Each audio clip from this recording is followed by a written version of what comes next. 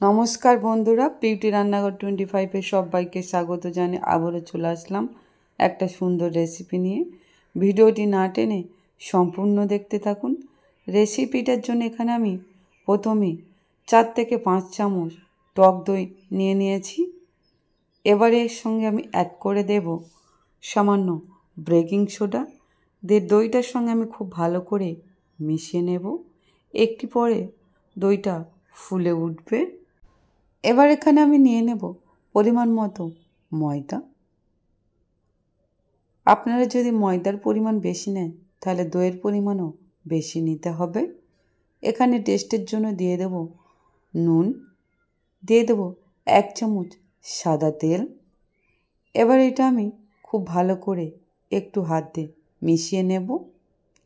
এবার যে দইটা আমি সোডা দিয়ে মেখে রেখেছিলাম সেটা এখানে অ্যাড করে দেব। আর আপনারা দেখতেই পেয়েছেন দইটা কতটা ফুলে উঠেছিল। এখানে কিন্তু আমি একটুও জল দেব না। ডোটা আমার খুব ভালো করে মাখা হয়ে গিয়েছে। আমি একটু হাতে তেল দিয়ে এটা মেখে নিয়েছিলাম। এবার এটা আমি 20 মিনিটের জন্য রেস্টে রেখে দেব। এবার এখানে আমি কিছু ছোট ছোট চিকেনের টুকরো নিয়েছি। আর এখানে আমি অ্যাড করে দেব আদা, রসুন আর পেঁয়াজ একসঙ্গে বেটেছিলাম সেটা। দিয়ে দেব সামান্য সয়া সস, দিয়ে দেব টেস্টের জন্য সামান্য নুন, 1 চিমটি হলুদ, সামান্য লঙ্কা গুঁড়ো দিয়ে এটা খুব ভালো করে ম্যারিনেট করে নেব আমি। এবার এটা আমি রেখে দেব। চলে যাব নেক্সট স্টেপে। দিয়ে দেব কড়াইতে পরিমাণ মতো সাদা তেল। তেলটা গরম হয়ে গিয়েছে। এবার এখানে আমি যে চিকেনগুলো ম্যারিনেট করেছিলাম সেটা এখানে অ্যাড করে দেব।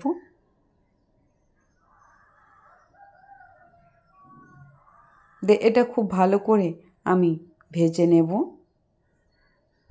এটা খুব ভালো করে ভাজা হয়ে গিয়েছে, আপনারা দেখতেই পেয়েছেন বন্ধুরা। এবার এটা আমি তুলে নেব একটি পাত্রে। এবার এই তেলের মধ্যে আমি দিয়ে দেব সামান্য পেঁয়াজ কুচি। পেঁয়াজ কুচিটা দেওয়ার পরে হালকা একটু ভাজা ভাজা করে নেব, বেশি ভাজবো না। এবার এখানে আমি অ্যাড করে দেব 1 বাটি টমেটো বাটা। দিয়ে খুব ভালো করে এর সাথে আমি মিশিয়ে নেব ঠিক এভাবে।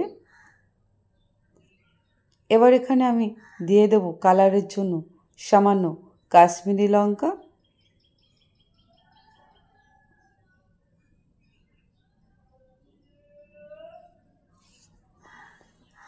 দিয়ে দেব রসুন কুচি।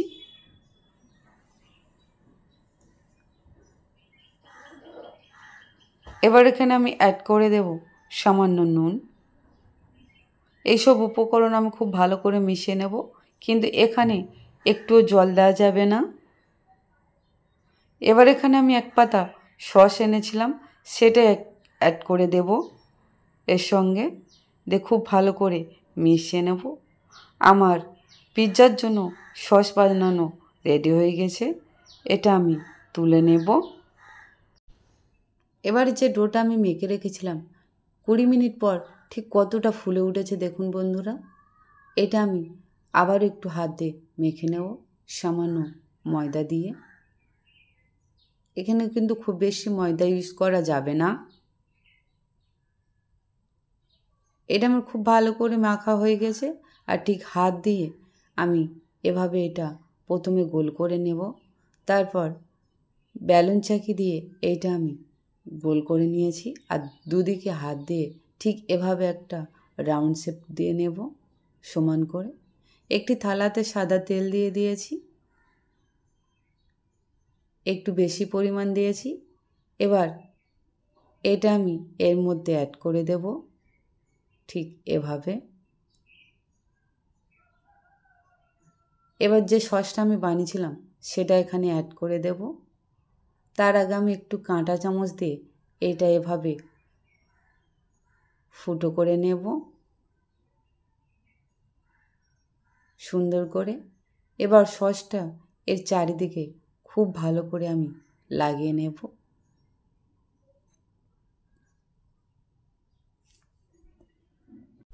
সসটা খুব ভালো করে লাগানো হয়ে গেছে। এবার এখানে অ্যাড করে দেব চিকেন। যে চিকেনটা আমি ভেজে রেখেছিলাম সেটা ঠিক এভাবে ওর ওপর থেকে সাজিয়ে দেব। দিয়ে দেব ক্যাপসিকাম,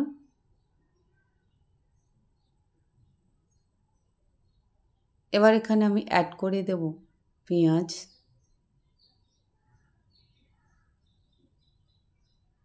এভাবে সুন্দর করে সাজিয়ে নিতে হবে। এবার পেঁয়াজগুলো এভাবে আমি সাজিয়ে নেব।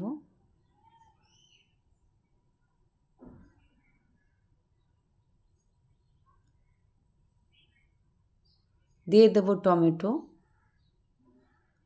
এভাবে সবগুলো আমি কিপ করে কেটে রেখেছিলাম।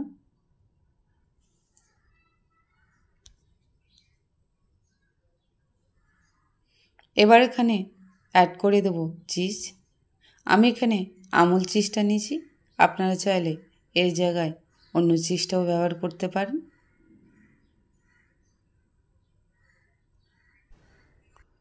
এটা ঠিক কতটা সুন্দর লাগছে দেখুন বন্ধুরা। চলে যাব আমি নেক্সট স্টেপে। কড়াটা আমি আগেই গরম করতে দিয়েছিলাম 10 মিনিটের জন্য। এটা গরম হয়ে গিয়েছে। এবার এখানে আমি পিৎজাটা অ্যাড করে দিয়েছি। এবার এখানে আমি ঢাকা দিয়ে দেব, আর এটা আমি 40 মিনিটের মতো হতে দেব। 40 মিনিট পরে খুলে দেখে নেব এটা হয়েছে কি না। এইটা একদম পারফেক্ট হয়ে গিয়েছে। এবার এটা আমি নামিয়ে নেব।